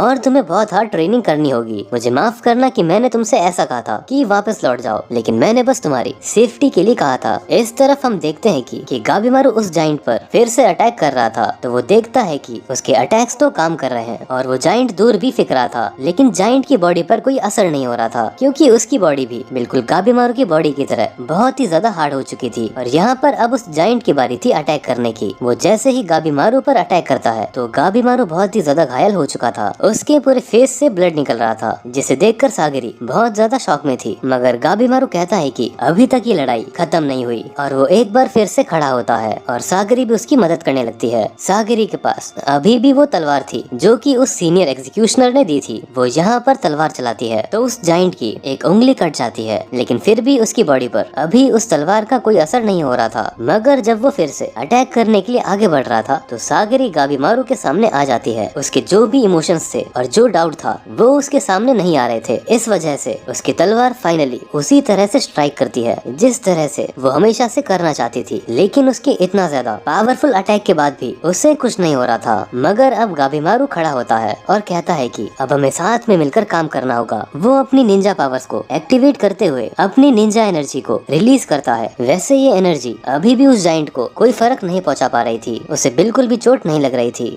लेकिन इस एनर्जी की वजह से आसपास के पेड़ों में आग लगनी शुरू हो गई थी, जिसकी वजह से वहाँ पर धुआं ही धुआं हो रहा था और अब जायंट को आसपास कुछ दिखाई नहीं दे रहा था और वो गलती से वहाँ नीचे गिर गया था। और इसी मौके की तलाश में गाबीमारू तुरंत उसके पास आकर उसे पकड़ लेता है। साथ ही सागरी भी तुरंत आगे बढ़कर जायंट पर अटैक कर देती है, जिस वजह से जायंट यहाँ पर मारा जाता है और अब उन्होंने फाइनली उसे हरा दिया था। अब उस जंगल की आग बढ़ रही थी, इस वजह से वो वहाँ से निकलने की कोशिश करते हैं। हैं। यहाँ पर सागरी उस मास्टर को देखती है। ये वही था जिसने उससे वो तलवार दी थी और अब वो जिंदा नहीं था। अब वहाँ जंगल से बाहर निकलते वक्त वहाँ बाहर की साइड उन्हें यूजुरिया और उसके एग्जीक्यूशनर मिलते हैं। यहाँ पर यूजुरिया कहती है कि हमें ये आइलैंड जितना ज्यादा सिंपल लगता है ये इतना ज्यादा सिंपल है नहीं। यहाँ पर एक क्रिमिनल और एक एग्जीक्यूशनर उस आइलैंड पर दूसरी साइड से अंदर की तरफ बढ़ रहे थे और इन्होंने बहुत सारे मॉन्स्टर्स को मार भी दिया था, जिस वजह से वो आइलैंड के बहुत अंदर आ चुके थे। अंदर आने के बाद इन्हें यहाँ पर दो लड़कियाँ मिलती हैं और वो दोनों ह्यूमंस जैसी नहीं लग रही थी। वो कहती है कि सच में कमाल है, अभी तक यहाँ आइलैंड पर कोई नहीं आया है, तुम पहले वो दो पर्सन हो जो यहाँ तक जिंदा आ पाए। इसके बाद वो इन दोनों को ऑफर देते हैं कि वो उनकी टीम को ज्वाइन कर ले, लेकिन वो दोनों में से एक कहने लगती है ये लोग ह्यूमंस हैं, हम इन्हें हमारी टीम में नहीं रख सकते। और अचानक से फिर उनमें से एक अपना रूप बदल लेती है और अब एक लड़का बन चुकी थी और अचानक से इन पर हमला करने लगी थी। लेकिन अब इसके बाद सीन शिफ्ट होकर गाबीमारू पर आता है। वो लोग आगे बढ़ रहे थे कि तभी गाबीमारू किसी एक अजीब सी लड़की को देखता है। वो छोटी बच्ची थी और उसने एक हुड पहन रखी थी जिस वजह से उसका चेहरा नहीं दिख रहा था और अचानक से वो वहाँ से भागने लगती है। गाबीमारू को लगता है कि इससे कुछ न कुछ इस आइलैंड के बारे में पता चल सकता है, इस वजह से वो उसके पीछे भागता है। कुछ दूर आने के बाद अचानक से उसके सामने एक ट्री मॉन्स्टर आ जाता है जो कि उस छोटी बच्ची को प्रोटेक्ट कर रहा था। मगर गाबीमारू यहाँ पर यूजुरिया और उसके एग्जीक्यूशनर को आगे करते हुए उस ट्री मॉन्स्टर को उनसे लड़ने के लिए छोड़ देता है और खुद सागरी के साथ उस छोटी बच्ची की तरफ भागता है। कुछ देर बाद वो छोटी बच्ची को पकड़ने वाला ही था, तब वो देखता है कि उस छोटी बच्ची के पास बहुत ज्यादा स्ट्रेंथ है और साथ ही जब वो रोने लगती है तो अचानक से वहाँ आसपास की सभी ट्रीज की वाइन्स आकर गाबीमारू पर अटैक करने लगती है। वैसे गाबीमारू उसे पकड़े हुए था, लेकिन सागरी ये देखते हुए उसे मना करती है और कहती है कि उसे छोड़ दो। अब यहाँ पर सागरी आगे आते हुए उस छोटी बच्ची से बहुत ही ज्यादा फ्रेंडली तरीके से बात करती है, बिल्कुल एक मदर की तरह, जिसके बाद वो छोटी बच्ची बिल्कुल चुप हो जाती है। वैसे वो यहाँ पर सो चुकी थी। हम देखते हैं कि अब यूजुरिया और उसके एग्जीक्यूशनर वहाँ पर आते हैं और वो बताते हैं कि वो ऑलरेडी उस ट्री मॉन्स्टर को हरा चुके हैं। मगर अचानक से वो ट्री मॉन्स्टर बात करने लगता है और वो कहता है कि बस वो लोग उस छोटी सी बच्ची को छोड़ दें, इसके बदले में उन्हें खाने के लिए जितना मर्जी उतना सामान दे सकता है और साथ ही साथ उस एलिक्सर ऑफ लाइफ की इंफॉर्मेशन भी दे सकता है। ये सुनने के बाद ये सभी लोग बहुत ही ज्यादा शॉक हो जाते हैं। मगर यहाँ पर यूजुरिया को उसकी बात पर यकीन नहीं था। वो थोड़ा सोचकर कहती है कि हमारे पास खाने के लिए पहले ही बहुत सारी चीजें हैं और हम तुम पर यकीन कैसे कर लें। लेकिन अब ट्री मॉन्स्टर कहने लगता है कि यहाँ पास में ही एक हॉट ब्रेक है, आप वहाँ जाकर आराम कर सकते हो। अब ना जाने क्यों, लेकिन यूजुरिया तुरंत उसकी बात पर एग्री हो जाती है और आगे आगे भागकर उस जगह पर जाने लगती है। उस जगह पर पहुँचने के बाद हम एक विलेज को देखते हैं। ये विलेज पूरी तरह से डिस्ट्रॉयड लग रहा था। वो ट्री मॉन्स्टर बताता है कि इस विलेज को हजारों साल पहले ही डिस्ट्रॉय कर दिया था। इसके बाद हम देखते हैं कि वो उनके लिए खाना लाता है। यूजुरिया और सागरी इस वक्त वहाँ पर हॉट ब्रेक में बात ले रहे थे। यहाँ वो ट्री मॉन्स्टर उन्हें बताता है कि एलिक्सर ऑफ लाइफ असलियत में एग्जिस्ट करता है और वो बिल्कुल सही आइलैंड पर आए हैं, लेकिन वो यहाँ पर उन्हें मिलेगा नहीं। वो उन्हें डिटेल में सारी चीजें समझा रहा था कि ये आइलैंड पूरा 3 रीजन में डिवाइडेड है और वो नाम भी बताता है कि वो एलिक्सर ऑफ लाइफ किस रीजन में उन्हें मिल सकता है और वो किस आइलैंड पर है, क्योंकि आइलैंड अलग अलग पार्ट में डिवाइड किए गए थे। यहाँ बातें थोड़ी कॉम्प्लिकेटेड हो सकती थी, इसलिए हम इसे आगे कहानी के साथ धीरे धीरे समझेंगे। वैसे इसके बाद सीन एक बार फिर से चेंज होता है और हम फिर से उन्हीं दोनों के पास आ जाते हैं जिन्हें वो अजीब से 2 लोग मिले थे जो कि लड़के में कन्वर्ट होकर उस पर हमला कर रहे थे। यहाँ फाइट चल रही थी और वो जो लड़की थी जो कि एक लड़के में कन्वर्ट हुई थी, वो बार बार मरने के बाद जिंदा हो जा रही थी, जिस वजह से ये दोनों उसे हरा नहीं पा रहे थे। लास्ट में उसकी जीत होती है और वो इन दोनों को एक बड़े से गड्ढे में फेंक देते हैं। यहाँ उनकी बॉडी में से फ्लावर्स निकलने ही वाले थे, लेकिन उनकी जान बच चुकी थी। दूसरी तरफ यहाँ अभी भी वो ट्री मॉन्स्टर गाबीमारू और बाकी सबको उस एलिक्सर ऑफ लाइफ के बारे में बाकी डिटेल्स बता रहा था और वो ये भी बताता है कि उसका नाम डोरो है और वो छोटी बच्ची का नाम मे है। वैसे इसके बाद हम देखते हैं कि वहाँ पर टेंजो और नूरुगाई, जो कि असल में एक लड़की है लेकिन वो लड़के जैसी लगती है, तो वो दोनों इस वक्त उस आइलैंड की तरफ आगे बढ़ने वाले थे। असल में वो इस बात को लेकर श्योर नहीं थे कि उन्हें आगे बढ़ना चाहिए कि नहीं। वो बस ये डिस्कस कर ही रहे थे कि तभी उन्हें अचानक से पीछे की तरफ कुछ महसूस होता है। जैसे ही वो पीछे मुड़कर देखते हैं तो वहाँ पर एक लड़का खड़ा हुआ था, लेकिन ना जाने वो कहाँ से आया था, क्योंकि आइलैंड की तरफ तो अभी वो देख ही रहे थे और वहाँ से कोई आ नहीं रहा था और पीछे तो समुद्र था और इसलिए उन्हें ये चीज समझ नहीं आती कि वो लड़का कहाँ से आया। वैसे अभी हमें कुछ टाइम पहले टेंजो का फ्लैशबैक दिखाया जाता है। असल में जब वो छोटा था तो उसके पेरेंट उसका बिल्कुल भी ख्याल नहीं रखते थे, यहाँ तक कि वो उसे पालना भी नहीं चाहते थे। वो बस चाहते चाहते थे कि टेंजो या तो मर जाए या फिर उसे कोई ले जाए। उसका बचपन इसी तरह से गुजर रहा था। उसे खाने के लिए कभी पूरा सामान नहीं मिला और इसी वजह से जब उसे भूख लगती थी तो उसने चोरी करना स्टार्ट कर दिया। हालांकि एक बात थी कि वो हमेशा चोरी नहीं करता था। जब उसे भूख लगती थी और भूख सहन नहीं होती थी तभी वो चोरी करने जाता था। एक दिन उसकी कुछ बुरे लोगों से मुलाकात होती है। टेंजो को वो बिल्कुल भी पसंद नहीं आते। वो उन्हें सबक सिखाता है और उन्हें पीटने लगता है। वो तीनों को देखकर लग रहा था कि वो बहुत स्ट्रॉन्ग है, लेकिन टेंजो ने उन तीनों को ही हरा दिया। तभी एक आदमी वहाँ पर आता है जो कि टेंजो के सामने तलवार कर देता है। इसके बाद वापस से हम प्रेजेंट टाइम में आ जाते हैं, जहाँ की वो लड़का इस वक्त इनकी तरफ देख रहा था। इन लोगों को कुछ भी समझ नहीं आता। ये पूछते हैं कि आखिर तुम कौन हो। लड़का कुछ सही से जवाब नहीं दे रहा था। अब हम देखते हैं कि उसका चेहरा बदल रहा था और ये भी उनमें से एक था जो कि वहाँ उन दोनों क्रिमिनल और एग्जीक्यूशनर को मिले थे। ये भी अपना रूप बदल सकता है और इसकी भी बॉडी उन्हीं की तरह थी। ये कहता है कि हम तुम लोगों को हमारे आइलैंड पर आने नहीं देंगे क्योंकि हम कोई प्रॉब्लम खड़ी करना नहीं चाहते। इसके बाद वो सीधा ही अटैक करने के लिए आगे बढ़ता है। टेंजो उसके अटैक के लिए तैयार नहीं था। इसकी वजह से वो वहाँ से दूर फेंक कर सीधा एक पेड़ से टकराता है। टेंजो और नूरुगाई दोनों ही समझ चुके थे कि ये जो भी है इसके पास बहुत ही ज्यादा स्ट्रेंथ है। इस वजह से इन्हें उसके अटैक से बचकर रहना होगा। अभी वो लड़का नूरुगाई पर अटैक कर रहा था, लेकिन नूरुगाई बहुत ही स्पीड के साथ उसके अटैक को डॉज कर लेता है। पर वो लड़का फिर से आगे बढ़ता है, मगर तभी अचानक से टेंजो पूरी स्पीड के साथ आगे आते हुए उस लड़के की दोनों आंखों पर तलवार चला देता है। अब उसे कुछ दिख नहीं रहा था, लेकिन अचानक से उसकी आंखें फिर से रीजनरेट होने लगती हैं और यही सेम चीज वहाँ उन दोनों लड़कों के साथ भी हो रही थी। अब टेंजो और नूरुगाई सतर्क हो चुके थे, पर उन्हें पता नहीं था कि इससे लड़ना कैसे है। इस वजह से वो डिसाइड करते हैं कि बस उन्हें यहाँ से निकलना होगा। यहाँ पर टेंजो नूरुगाई से कहता है कि तुम कुछ मत करना, बस सीधा आइलैंड की तरफ भागना। और अब टेंजो बहुत ही ज्यादा स्पीड के साथ आगे बढ़ता है और उस लड़के पर अटैक करके और उसके बॉडी पार्ट्स को कट कर देता है। और इसके बाद ये दोनों यहाँ से भागने लगते हैं। बॉडी पार्ट्स फिर से रीजनरेट होने लगते हैं और वो लड़का फिर से इनके पीछे आने लगा था। टेंजो बार बार यही चीज कर रहा था, लेकिन उस लड़के की स्पीड भी इतनी तेज थी कि वो इनकी बराबरी से भाग रहा था। तभी अचानक से एक वेपन वहाँ पर आता है जो कि उस लड़के की गर्दन को कट कर देता है। वो फिर से रिकवर हो जाएगा, लेकिन हम देखते हैं कि ये अटैक असल में टेंजो के मास्टर सैन ने किया था। वैसे वो ब्लाइंड है, लेकिन फिर भी उनका निशाना कभी भी नहीं चूकता। अब हम देखते हैं कि वो वहाँ से बहुत ही स्पीड के साथ भाग रहे थे। यहाँ तक कि हम देखते हैं कि मास्टर सैन भी इस वक्त बहुत ही तेजी से भाग रहे थे। नूरुगाई ये देखकर शॉक थी।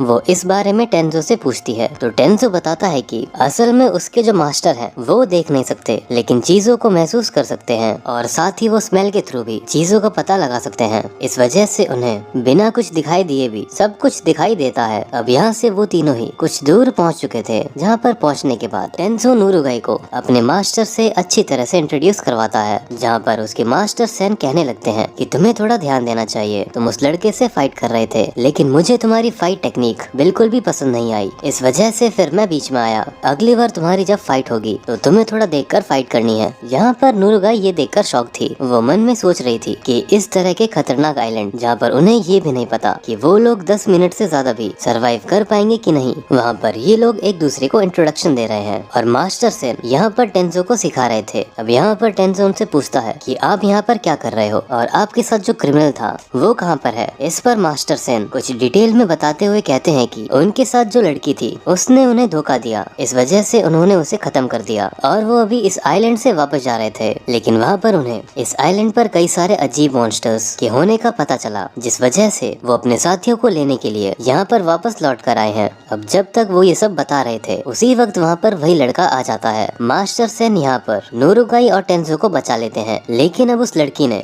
यहाँ पर मास्टर सेन की गर्दन पर अटैक कर दिया था, जिस वजह से उन्हें बहुत ही ज्यादा खतरनाक चोट आई थी। टेंजो इस वक्त उस लड़के से फाइट कर रहा था, लेकिन वो लड़का इस वक्त इतना ज्यादा फास्ट हो चुका था कि वो टेंजो के हर एक अटैक को डॉज कर रहा था। वो बताता है कि उसने टेंजो की स्पीड को कैलकुलेट कर लिया है और अब वो उसे मार नहीं सकता। और अब वो लड़का टेंजो पर हमला कर देता है, जिसकी वजह से टेंजो की बॉडी पर बहुत ही ज्यादा खतरनाक चोट आ जाती है। अब अचानक से यहाँ से हमें टेंजो के पास्ट का सीन दिखाया जाता है। अभी हम देखते हैं कि असल में जिस आदमी ने टेंजो को वहाँ पर तलवार दिखाई थी वो कोई और नहीं बल्कि मास्टर सेन थे। उन्होंने उसे अपना स्टूडेंट बना लिया और उसे ट्रेनिंग दे रहे थे। वो और भी कई सारे स्टूडेंट्स को ट्रेनिंग देते थे। यहाँ पर टेंजो पूछता है कि आखिर उन्होंने उसे क्यों चुना। इस पर वो बताते हैं कि उन्हें उसके अंदर पोटेंशियल दिखा था और कुछ करने की चाहत दिखी थी। और वो कहते हैं कि तुम ज्यादा मत सोचो, फ्यूचर में ये बात तुम खुद समझ जाओगे। लेकिन यहाँ पर टेंजो की स्किल बहुत ही ज्यादा खराब थी। वो ना ही तलवारबाजी में अच्छा था और ना ही उसे और किसी तरह के अटैक्स आते थे। यहाँ पर टेंजो कहता है कि वो ये चीज नहीं कर सकता। वैसे मास्टर सेन उसे समझाते हैं कि नहीं, तुम यहाँ से नहीं जा सकते, तुम्हें ट्रेनिंग करनी होगी। अगर तुम डिसिप्लिन के साथ ट्रेनिंग करोगे तो तुम स्ट्रॉन्ग बन सकते हो। लेकिन इस चीज पर टेंजो कहता है कि नहीं, वो ऐसा नहीं करना चाहता, वो तो बस अपनी लाइफ को नॉर्मल गुजारना चाहता है। अब मास्टर सेन कहते हैं कि अगर तुम सच में ऐसा चाहते हो तो ठीक है, लेकिन इससे पहले तुम्हें मुझे खत्म करना होगा। ये बात टेंजो को समझ नहीं आती। अब वो वहाँ से बाहर आ जाता है और ये डिसाइड नहीं कर पा रहा था कि मास्टर सेन क्या कह रहे हैं। बाहर आकर वो उसी रेड हेयर वाले आदमी से मिलता है, जहाँ पर उसे वो ये सब बातें बताता है कि मास्टर सेन ने उससे ऐसा सब कुछ कहा। अब यहाँ पर वो रेड हेयर वाला आदमी कहने लगता है कि अच्छा, तो तुमसे भी ऐसा ही कहा गया है। इसके बाद अब वो टेंजो को एक ग्रेवयार्ड के पास ले आता है, जहाँ पर उसे वो एक लड़के की ग्रेव दिखाता है। वो बताता है कि यह ग्रेव मास्टर सेन के एक स्टूडेंट की है और उसे खुद मास्टर सेन ने खत्म किया था।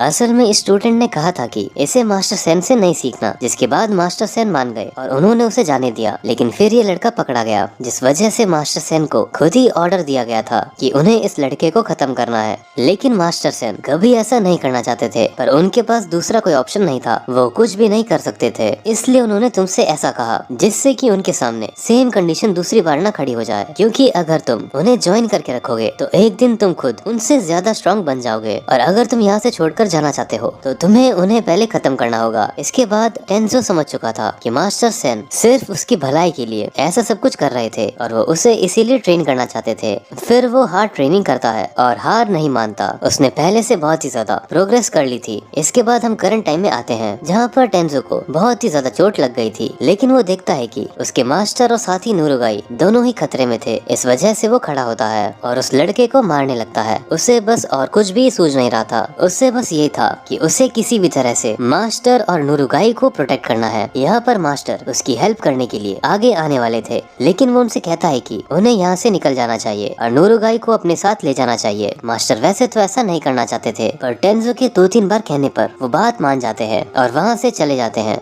हम देखते हैं कि कुछ ही देर में अब उस लड़के ने टेंजो को हरा दिया था, लेकिन यहाँ पर वो भी टेंजो की ब्रेवरी की तारीफ कर रहा था। अब हम कुछ दूर आकर देखते हैं कि मास्टर सेन और नूरुगाई इस वक्त कुछ दूर आ चुके थे। यहाँ पर नूरुगाई मास्टर सेन पर गुस्सा करते हुए कहती है कि आपने ये गलत किया, आपको उसे बचाना चाहिए था। लेकिन मास्टर सेन कहते हैं कि उसने अपनी लाइफ दी थी जिससे कि हम लोग बच सके, और अगर मैं वहाँ पर रुकता तो हम दोनों भी मारे जाते। मैं भी ये नहीं चाहता था कि उसके साथ ऐसा हो, पर मैं तुमसे वादा करता हूँ कि कुछ दिनों के बाद उससे इस चीज का बदला लेकर आऊंगा। वैसे वो ऊपर से बहुत ही हार्ड दिख रहे थे, लेकिन अंदर ही अंदर उन्हें बस वो टेंजो के पास्ट का सीन दिखाई दे रहा था। वो कभी भी उसे वहाँ पर छोड़कर यहाँ भागना नहीं चाहते थे, लेकिन टेंजो की वजह से उन्हें ऐसा करना पड़ा। अब इसके बाद यहाँ पर हम गाबीमारू और बाकी सभी के पास आते हैं। यहाँ पर हम देखते हैं कि सभी लोग अभी उस ट्री मॉन्स्टर से इंफॉर्मेशन कलेक्ट कर रहे थे। इंफॉर्मेशन इतनी ज्यादा हो चुकी थी कि उन लोगों के सर दुख रहे थे, इसलिए वो फैसला करते हैं कि बाकी की इंफॉर्मेशन वो कर लेंगे। यहाँ पर सभी सो रहे थे और गाबीमारू की ड्यूटी थी बाहर खड़े होकर गार्ड करने की, जिससे कि कोई मॉन्स्टर वहाँ पर अटैक ना कर दे। वैसे हम दूसरे सीन में देख रहे थे, तभी यहाँ पर उस ट्री मॉन्स्टर ने इन्हें कुछ चीजें बताई थी और उसने एक प्लेस का नाम भी बताया था, लेकिन उससे ज्यादा कुछ भी डिटेल नहीं बताई थी। इसलिए गाबीमारू डिसाइड करता है कि वो उस जगह पर जाएगा। अब वो वहाँ के लिए निकल चुका था। वहाँ पहुँचने के बाद उसकी मुलाकात उसी लड़के से होती है जिसकी फाइट अभी अभी टेंजो से हुई थी। यहाँ पर वो लड़का गाबीमारू को देखकर बहुत ही ज्यादा आलस के साथ कहता है कि तुम यहाँ से चले जाओ, अब मैं एक और ह्यूमन से फाइट नहीं करना चाहता। गाबीमारू उससे पूछता है कि क्या तुम भी यहाँ पर एलेक्सर ऑफ लाइफ के लिए आए हो। ये सुनकर वो लड़का शॉक था। वो तुरंत ही खड़े होकर उससे फाइट करने लगा था। गाबीमारू उस पर अटैक करता है, जिस वजह से उस लड़के का हाथ टूट जाता है और साथ ही गाबीमारू उसके फेस पर भी मारता है। उस लड़के को बहुत ज्यादा डैमेज पहुँच चुका था, लेकिन उसकी बॉडी बॉडी बार बार रीजनरेट हो रही थी। गाबीमारू ये देखकर शॉक था। वो कहता है कि क्या तुम भी टेंशन में से एक हो। असल में ट्री मॉन्स्टर ने उसे बताया था कि यहाँ पर टेंशन नाम के कुछ ह्यूमन जैसे दिखने वाले लोग हैं और ऐसे टोटल 10 लोग हैं। वैसे वो लड़का भी उस पर अटैक करके शॉक था क्योंकि गाबीमारू की बॉडी भी रिकवर कर रही थी। असल में गाबीमारू को ज्यादा चोट नहीं लग रही थी, लेकिन उस लड़के के अटैक्स भी बहुत ज्यादा पावरफुल थे। अब गाबीमारू यहाँ पर अपनी दूसरी पावर का इस्तेमाल करता है। उस पर फायर टेक्निक का यूज करते हुए उसे जलाने की वो कोशिश करता है। वैसे इस चीज से उस लड़के को चोट तो आई थी, मगर फिर तुरंत ही उसने अपने आप को रिकवर भी कर लिया था। अब उन दोनों में फिर से बहुत ही खतरनाक फाइट स्टार्ट हो जाती है। यहाँ पर वो लड़का बार बार हील करता जा रहा था। फाइट के दौरान गाबीमारू से पूछता है कि क्या तुम सच में टेंशन हो, लेकिन वो लड़का इस चीज पर कोई भी रिप्लाई नहीं देता। वो उसे एलिक्सर ऑफ लाइफ के बारे में भी पूछता है, लेकिन वो लड़का इस चीज पर भी रिप्लाई नहीं देता। गाबीमारू को समझ नहीं आ रहा था कि वो क्या करे। इस वजह से वो अपने अटैक्स को और भी ज्यादा स्पीड के साथ करना शुरू कर देता है। अब वो लड़का पीछे की तरफ आता है और एक बार फिर से अपने ओरिजिनल फॉर्म यानी कि वो लड़की की तरह बदलकर अपनी जो ट्रू एनर्जी होती है उसे रिलीज करता है और वो बहुत ही ज्यादा फास्ट अटैक करना शुरू कर देता है। हम देखते हैं कि यहाँ पर गाबीमारू ने भी अपने अटैक्स को पूरी स्पीड से कर दिया था। गाबीमारू जानता था कि वो उसे कोई भी जवाब नहीं देगा, इस वजह से अब वो उसे मारने वाला था। यहाँ पर वो लड़का बुरी तरह से चोट खाकर नीचे गिर चुका था। गाबीमारू उससे पूछता है कि क्या तुम्हें एलिक्सर ऑफ लाइफ के बारे में पता है, लेकिन वो बिना कुछ जवाब दिए ही ये कहता है कि बहुत जल्द फिर से मुलाकात होगी। इसके बाद वैसे तो वो लड़का मर चुका था, लेकिन उसकी बॉडी से अचानक से बहुत सारे फूल निकलने लगते हैं और वो एक फ्लावर मॉन्स्टर में कन्वर्ट हो गया था। अब वो पहले से बहुत ही ज्यादा बड़ा हो चुका था और उसके अटैक्स अब और भी ज्यादा पावरफुल हो चुके थे। वो यहाँ पर लाइटनिंग पावर का इस्तेमाल कर रहा था और गाबीमारू के पास जो फायर पावर है वो उस फ्लावर पर बिल्कुल भी काम नहीं कर रही थी। गाबीमारू के ऊपर कई सारे पावरफुल अटैक होते हैं, जिसकी वजह से वो अपनी कॉन्शियसनेस खोने लगा था और वो सोच रहा था कि सच में इस आइलैंड में बहुत सारे पावरफुल मॉन्स्टर्स हैं और ये टेंशन बस उनमें से एक था, तो बाकी कितने ज्यादा स्ट्रॉन्ग होंगे। यहाँ पर उसके बाद अब गाबीमारू बेहोश हो जाता है और वो एक ड्रीम में फंस चुका था जहाँ पर वो अपनी वाइफ के साथ था। वो ड्रीम बहुत अच्छा था, लेकिन वो जानता था कि वो यहाँ इस ड्रीम में नहीं रुक सकता, वरना वो रियल लाइफ में मर जाएगा। बाहर आने के बाद जब वो होश में आता है तो वो देखता है कि उस फ्लावर मॉन्स्टर ने उसे पकड़ रखा है। वहीं गाबीमारू को अपने क्लैन लीडर की एक बात याद आती है। उन्होंने कहा था कि उसे हार नहीं माननी है, चाहे कुछ भी क्यों ना हो जाए। उसके बाद गाबीमारू अपनी सबसे पावरफुल टेक्निक का यूज करता है। अपनी बॉडी से फायर को रिलीज करता है, जो कि बहुत ही ज्यादा थी, लेकिन उस फ्लावर मॉन्स्टर को इस चीज से कोई भी फर्क नहीं पड़ रहा था। मगर अचानक से वहाँ पर मे आ जाती है, जो कि एक बबल जैसी चीज को क्रिएट करके गाबीमारू को वहाँ से बचाकर ले जाती है। अब वो पावरफुल मॉन्स्टर वापस से अपने नॉर्मल रूप में यानी कि टेंशन वाले फॉर्म में आ चुका था, मगर वो बहुत ज्यादा ही कंफ्यूज था कि आखिर में उसे बचा क्यों रही थी। अब हम दूसरी तरफ देखते हैं कि अब सुबह हो चुकी थी, जहाँ पर इन सभी लोगों की नींद खुलती है। तो वो ये देखते हैं कि गाबीमारू वहाँ पर नहीं है, साथ ही मे भी वहाँ पर नहीं है। अब वैसे तो यहाँ पर सागरी को गाबीमारू की थोड़ी चिंता हो रही थी कि वो कहाँ गया, लेकिन इस चीज पर युजुरिया कहती है कि शायद वो होराई नाम की जगह पर गया होगा। असल में होराई वही जगह है जहाँ पर सच में गाबीमारू गया था और इसी जगह के बारे में उस ट्री मॉन्स्टर ने उन्हें बताया था। वैसे अब सागरी वहाँ से जाकर गाबीमारू को डांटने वाली थी, लेकिन युजुरिया और वो एग्जीक्यूशनर कहते हैं कि तुम ऐसा क्यों कर रही हो, जबकि गाबीमारू तो एक क्रिमिनल है, तो उसके बारे में फिक्र करके क्या मतलब। लेकिन सागरी को इसका कोई भी रीजन नहीं पता था, वो बस उसे ढूंढने जा रही थी। लेकिन फिर ये लोग भी उसके साथ जाते हैं। अब वो जंगल को पार करते हुए जा रहे थे। हम यहाँ देखते हैं कि अब भी सागरी थोड़ी चिंता में थी, क्योंकि वो लोग टेंशन से लड़ने वाले थे, जो कि बहुत पावरफुल होते हैं और उन्हें उनकी पावर का भी पूरा अंदाजा नहीं है। जो ट्री मॉन्स्टर था वो बता रहा था कि उन्हें हराना बहुत मुश्किल होने वाला है, क्योंकि एक टेंशन 7 मिथिकल रेल्फ को पहले ही मास्टर किया होता है। अब असल में हमें यहाँ पर थोड़ी बातें पता चलती हैं। ये जो ट्री मॉन्स्टर और जो टेंशन है वो पहले ह्यूमंस हुआ करते थे। हम देखते हैं कि यहाँ पर अचानक से कुछ ऐसा हुआ कि उनकी जो बॉडी है वो चेंज होने लगी। कुछ लोग ट्री मॉन्स्टर बन गए तो कुछ टेंशन। सब लोग यही होप कर रहे थे कि उनके जो बच्चे हैं वो टेंशन बन जाएं, क्योंकि चेंज तो सभी को होना था। लेकिन टेंशन बनने के बाद एक उम्मीद रहती है कि वो ह्यूमन जैसे लगते हैं। अब यहाँ से सीन चेंज होता है और अगले सीन में हम आ चुके थे उन सभी टेंशन के पास, जो कर बैठकर अभी इस बात पर डिस्कस कर रहे थे कि असल में वो लड़का है या लड़की, क्योंकि वो तो दोनों में ट्रांसफॉर्म हो सकते थे। और फालतू की बातें खत्म होती हैं और वहाँ पर एक दूसरा टेंशन आता है। वो कहता है कि अब हमें ये बातें छोड़कर यहाँ सोचना चाहिए कि इस आइलैंड पर जो भी लोग आए हैं उनका करना क्या है, क्योंकि ये बाकी सभी लोगों से बिल्कुल अलग है। यहाँ पर जब उन्हें पता चलता है कि वो जो लड़का है जिसकी फाइट मास्टर सेन और टेंजो से हुई थी और उसने मास्टर सेन और नूरुगाई को वहाँ से जाने दिया तो इस बात से एक दूसरा टेंशन बहुत ज्यादा गुस्सा होता है और इसीलिए वो उस पर अटैक करके उसे ब्लास्ट कर देता है। लेकिन वो फिर से रिकवर कर सकता था, पर यहाँ पर उसकी बॉडी उतनी स्पीड से रिकवर नहीं कर रही थी। वैसे यहाँ पर जो अभी अभी वो टेंशन आया था, वो जिसने अभी अटैक किया था उससे कहता है कि तुम्हें अपनी फैमिली मेंबर पर अटैक नहीं करना चाहिए, तुमने भी एक बहुत बड़ी गलती की है। तुमने जिन लोगों को उस गड्ढे के अंदर डाला था, तुमने उन्हें अंडर एस्टिमेट किया, वो मरे नहीं थे। तुम्हें पूरा कंफर्म होना चाहिए कि उनकी डेथ हुई थी या नहीं। लेकिन उसके बाद वो और ज्यादा चिंता ना करते हुए एक लिक्विड पीता है। असल में इस लिक्विड को 10 कहा जाता है और यही वो एलेक्सर ऑफ लाइफ है जिसके लिए सब लोग यहाँ पर आए हैं। और ये पीते ही वो टेंशन जिसके ऊपर अभी अभी अटैक हुआ था और उसकी बॉडी उतने फास्ट तरीके से रिकवर नहीं कर रही थी, उसकी बॉडी फिर से नॉर्मल होने लगती है। और इस वक्त तो देखकर ही लग रहा था कि वो बहुत गुस्से में है। अब यहाँ से सीन चेंज होता है और हम गाबीमारू और मे को देखते हैं जो दोनों बेहोश पड़े हुए थे। लेकिन अब गाबीमारू को होश आता है और इस वक्त वो उस फ्लावर मॉन्स्टर के बारे में सोच रहा था। वो सोच रहा था कि अगर फिर से उसका उससे मुकाबला हुआ तो वो उसे किस तरह से हरा सकता है। लेकिन अचानक से वहाँ पर दो और लोग आ जाते हैं। ये तामिया और उसका एग्जीक्यूशनर था। यहाँ पर वो दोनों गाबीमारू को देखकर कह रहे थे कि लगता है तुम्हें किसी ने बहुत बुरी तरह से पीटा है। और यहाँ पर जो तामिया था वो अब गाबीमारू पर हमला करने वाला था, क्योंकि वैसे भी वो अपना कंपटीशन कम करना चाहता था। अब वैसे तो गाबीमारू यहाँ पर लड़ाई के लिए पूरी तरह से तैयार था,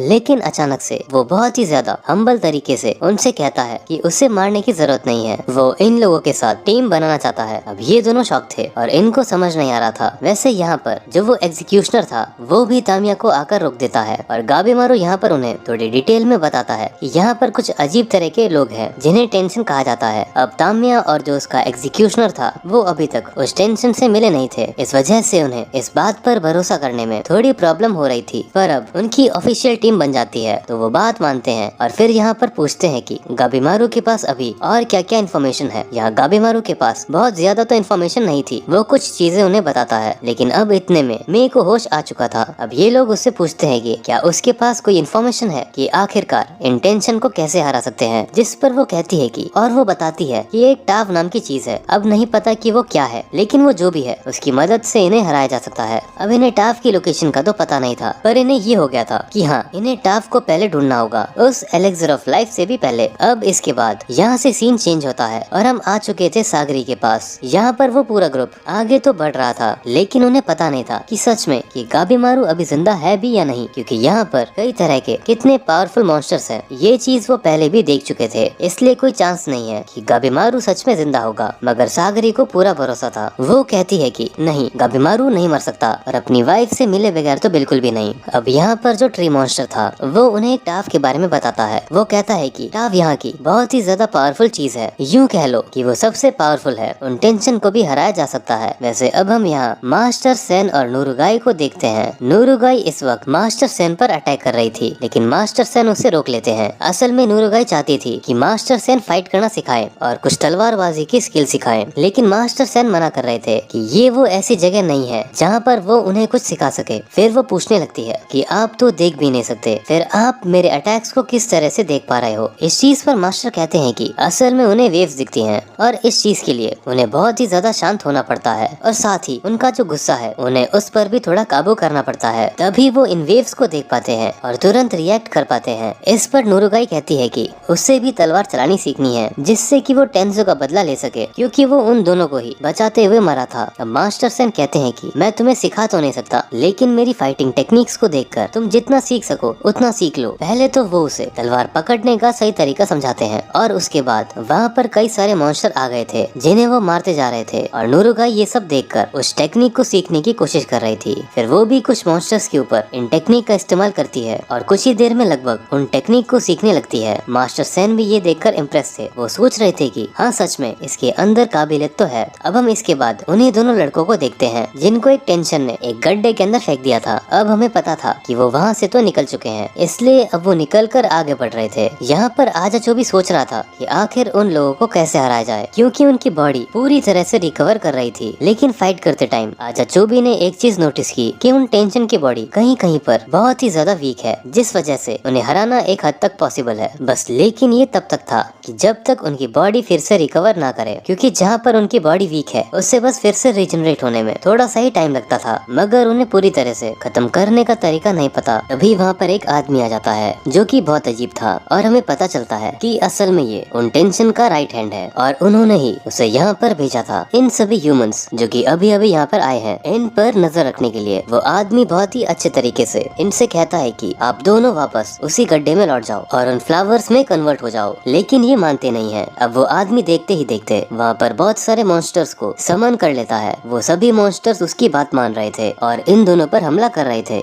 ये देखते हुए वो दोनों अपना काम बांट लेते हैं, जहाँ पर आजाचोबी अभी इस आदमी से फाइट कर रहा था और तोमा उन सभी मॉन्स्टर से। मगर ये आदमी बहुत ज्यादा पावरफुल था। ये आजाचोबी की गर्दन पर अटैक करता है, जिस वजह से उसकी गर्दन कट जाती है और बहुत ज्यादा ब्लड निकल रहा था। ये देखकर तोमा बहुत शॉक में था और अब आजाचोबी बच नहीं सकता था। लेकिन अचानक से उसकी गर्दन हील करने लगती है। इस बात से वो आदमी बहुत ही ज्यादा हैरान होता है और जब वो अगला अटैक करता है तो हम देखते हैं कि आजाचोबी की बॉडी भी बिल्कुल टेंशन की तरह रिकवर कर रही थी। इस चीज का कारण तो उन्हें नहीं पता था कि ऐसा क्यों हो रहा है, लेकिन आजाचोबी को इस चीज में बहुत मजा आ रहा था और अब वो सोच रहा था कि असली फाइट तो अब शुरू होगी। यहाँ पर वो आदमी कहता है कि तुम कितने भी स्ट्रॉन्ग क्यों ना हो जाओ, लेकिन तुम मुझे नहीं हरा सकते। इसके बाद वो अपने सभी मॉन्स्टर्स से कहता है कि जाकर आजाचोबी के ऊपर हमला करें, क्योंकि तोमा को हराना तो बहुत आसान है। मगर जब वो पीछे मुड़कर देखता है तो उसके सारे मॉन्स्टर्स पहले ही मारे जा चुके थे, क्योंकि तोमा ने उन्हें पहले ही खत्म कर दिया था। यहाँ पर आजाचोबी ज्यादा टाइम वेस्ट नहीं करता और तुरंत ही उस आदमी पर भी हमला करके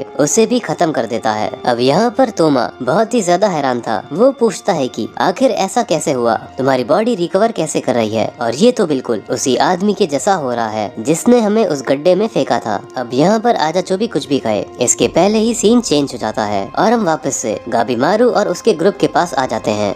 यहाँ पर फाइट चल रही थी। वहाँ पर बहुत सारे मॉन्स्टर्स आते जा रहे थे, लेकिन ये भी उनसे हारते जा रहे थे। और हम देखते हैं कि जो तामिया है उसने अभी मे को अपने कंधे पर बैठा लिया था, जिससे कि कोई भी मॉन्स्टर उसे चोट ना पहुँचा पाए। अब फाइट कुछ देर तो ऐसे ही चलती रहती है, लेकिन फिर वहाँ पर भी एक आदमी आता है और हमें पता चलता है कि उन लोगों को दोषी कहा जाता है और वो इन मॉन्स्टर्स के लीडर होते हैं। ये बिल्कुल वही सेम आदमी जैसा था जिसकी फाइट अभी अभी वहाँ पर आजाचोबी से हुई थी, मगर ये दूसरा वाला था। उसके यहाँ पर आने के बाद रिवील होता है कि मैं असल में एक टेंशन है, लेकिन गाबीमारू यहाँ पर फिर भी उसे प्रोटेक्ट कर रहा था, क्योंकि उसने गाबीमारू की हेल्प जो की थी। लगभग सारे मॉन्स्टर से लड़ने के बाद अब ये उस आदमी से भी लड़ने वाले थे, लेकिन फिर वो आदमी वहाँ पर दो पार्ट्स में डिवाइड हो जाता है और इसके बाद वहाँ पर बहुत सारी बटरफ्लाईज भी आ जाती हैं। जिसके बाद तामिया बताता है कि असल में ये वही बटरफ्लाई है जिनकी वजह से लोग फ्लावर में कन्वर्ट हो रहे थे। यहाँ पर बहुत खतरनाक फाइट स्टार्ट हो जाती है और हमें पता चलता है कि अभी तक कोई भी उनमें से फ्लावर नहीं बना है, लेकिन ये दोनों दोषी रिवील करते हैं कि ये बहुत ही ज्यादा हार्ड ट्रेनिंग से गुजर चुके हैं, इसलिए अभी इन्हें कोई नहीं हरा सकता। असल में दोषी टेंशन से नीचे आते हैं और वो ये भी बताते हैं कि मैं असल में टेंशन तो है, लेकिन वो उन लोगों के साथ नहीं है, क्योंकि वो बहुत ही कमजोर थी, जिस वजह से उन लोगों ने उसे मारकर बाहर भगा दिया और अब वो उसे अपनी टीम का मेंबर नहीं मानते। वो मे को खत्म भी कर सकते थे,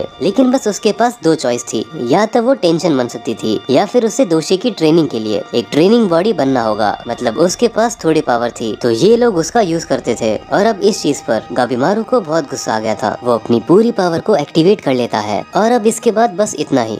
वीडियो कैसी लगी कमेंट्स में जरूर बताना।